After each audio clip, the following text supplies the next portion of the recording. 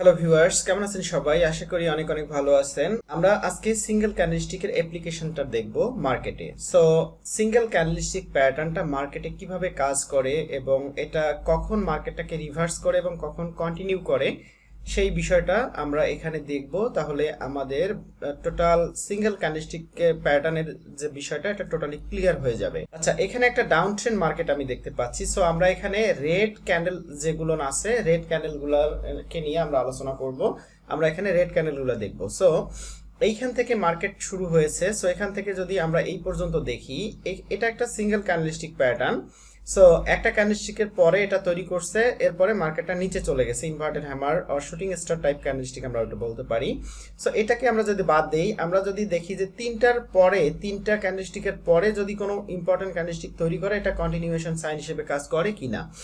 এখানে মার্কেট 1 2 3 4 5টা ক্যান্ডেলস্টিক তৈরি করে ফেলছে। 5টা ক্যান্ডেলস্টিক তৈরি করার পরে ষষ্ঠ ক্যান্ডেলটা এখানে আমাদের একটা হ্যামার ক্যান্ডেল হয়েছে।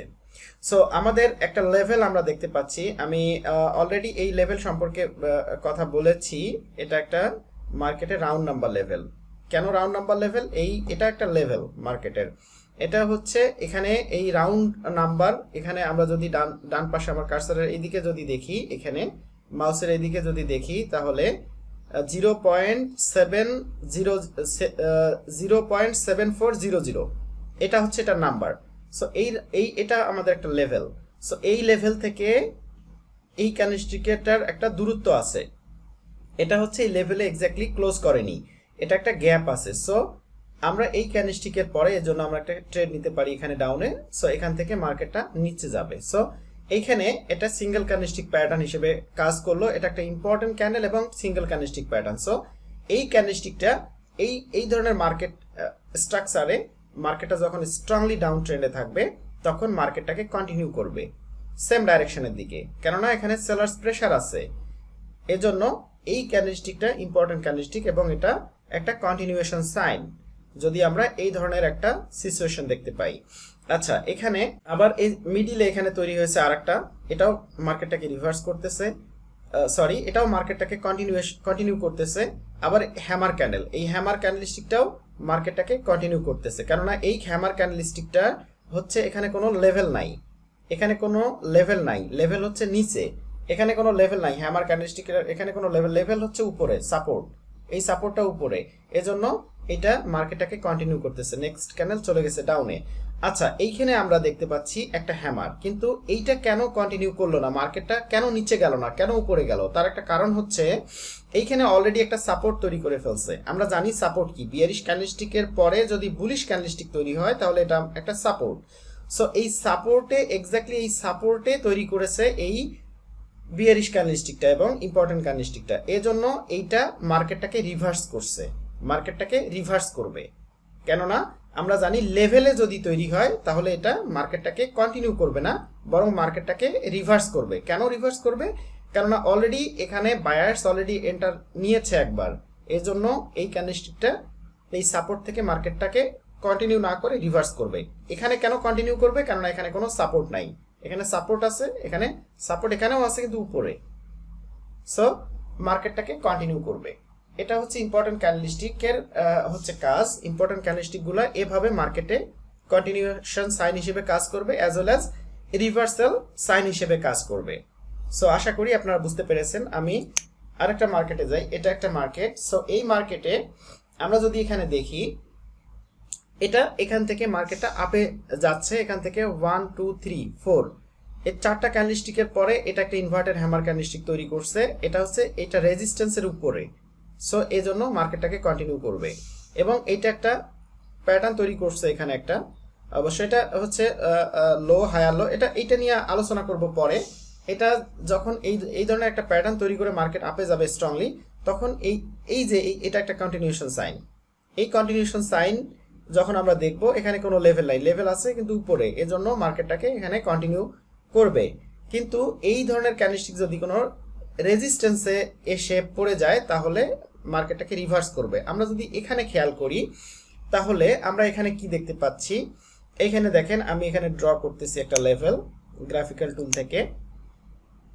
সো এটা আমাদের একটা রেজিস্ট্যান্স লেভেল, কেন রেজিস্ট্যান্স লেভেল? কেননা এটা হচ্ছে বায়ার্স ক্যান্ডেলস্টিকের পরে, বুলিশ ক্যান্ডেলস্টিকের পরে সেলার্সরা এখান থেকে এন্ট্রি নিয়েছে, এজন্য আমাদের এটা একটা রেজিস্ট্যান্স লেভেল। সো এই দুইটার পার্থক্য যদি আমরা দেখি তাহলে আমরা ইজিলি এখান থেকে একটা ধারণা করতে পারি যে এই দুইটার পার্থক্য কি। এখানে এই যে এই ক্যান্ডেলস্টিকটা ইনভার্টেড হ্যামার ক্যান্ডেল, এটা আমাদের একটা ইম্পর্টেন্ট ক্যান্ডেলস্টিক প্যাটার্ন এবং সিঙ্গেল ক্যান্ডেলস্টিক প্যাটার্ন। সো এটা একটা রেজিস্ট্যান্স লেভেল। এই রেজিস্ট্যান্স লেভেলের উপরে তৈরি হয়েছে এই কন্টিনিউয়েশন ক্যান্ডেলটা, এজন্য নেক্সট ক্যান্ডেল আপে চলে গেছে। কিন্তু এখানে কি হয়েছে, এখানে সেম এই লেভেলে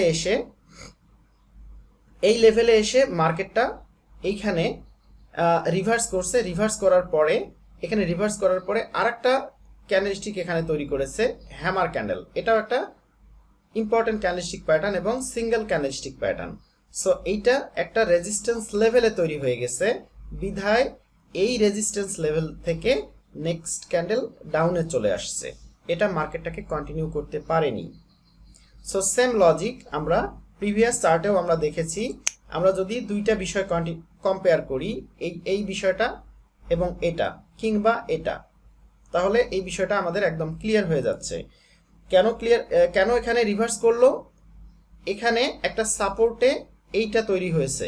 সো সাপোর্টে যখন এই ক্যান্ডেলস্টিকটা তৈরি হবে তাহলে এখান থেকে মার্কেটটা রিভার্স করবে, কন্টিনিউ না করে। নেক্সট ক্যান্ডেল ডাউনে যাবে না, নেক্সট ক্যান্ডেল আপে যাবে।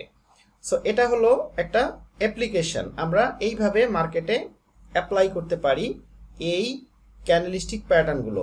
আচ্ছা, আমরা এখান থেকে একটা এক্সাম্পল দেখতে পারি, সেটা হচ্ছে যে দোজির বিষয়ে একটা আমরা এক্সাম্পল দেখতে পারি এখান থেকে। এখানে যদি আমরা একটা লেভেল রাখি, প্রিভিয়াসলি এটা একটা রেজিস্ট্যান্স লেভেল ছিল এবং এই রেজিস্ট্যান্স লেভেলে এসে এই দোজি ক্যান্ডেলস্টিকটা তৈরি হয়েছে এবং এখানে একটা হ্যামার ক্যান্ডেলস্টিক এর মতো তৈরি হয়েছে। হ্যামার ক্যান্ডেলস্টিক আমরা এটাকে বলতে পারি। এই হ্যামার ক্যান্ডেলস্টিকটার এইখানে তৈরি হয়েছে রেজিস্ট্যান্সে, বিধায় নেক্সট ক্যান্ডেল আপে যেতে পারেনি, নেক্সট ক্যান্ডেল দোজি ক্যান্ডেলস্টিক হয়েছে। আচ্ছা, এখন দোজি ক্যান্ডেলস্টিক যখন হলো, দোজি ক্যান্ডেলস্টিক হওয়ার পরে মার্কেটটা রেজিস্ট্যান্স লেভেলে একটা দোজি ক্যান্ডেলস্টিক হয়েছে, বিধায় নেক্সট ক্যান্ডেলটা ডাউনে চলে গেছে, এটা আপে যেতে পারেনি।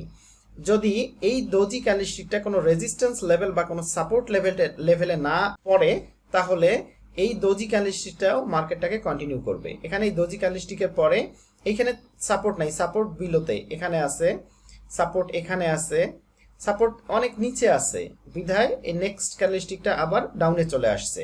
সো এভাবেই মূলত ইম্পর্টেন্ট ক্যান্ডেলস্টিকগুলো মার্কেটে কাজ করে। যখন আপনারা মার্কেটে একটু সময় দিবেন, কাজ করবেন, তখন আপনারা ইজিলি বুঝতে পারবেন যে সিঙ্গেল ক্যান্ডেলস্টিকগুলোর অ্যাপ্লিকেশনটা কি, সিঙ্গেল ক্যান্ডেলস্টিকগুলো মার্কেটে কিভাবে কাজ করে, কখন কন্টিনিউয়েশন সাইন হিসেবে কাজ করবে, কখন রিভার্সাল সাইন হিসেবে কাজ করবে, কখন মার্কেটকে রিভার্স করে দিবে। সো আপনারা ইজিলি বুঝতে পারবেন। এটা প্র্যাকটিসের বিষয়। আপনারা যখন মার্কেটে প্র্যাকটিস করতে থাকবেন তখন আপনারা ইজিলি বিষয়গুলো জানতে পারবেন, বুঝতে পারবেন। আশা করি সকলে খুব ভালোভাবে বুঝতে পেরেছেন। এটা হচ্ছে সকল ইম্পর্টেন্ট ক্যান্ডেলস্টিকগুলোর অ্যাপ্লিকেশন।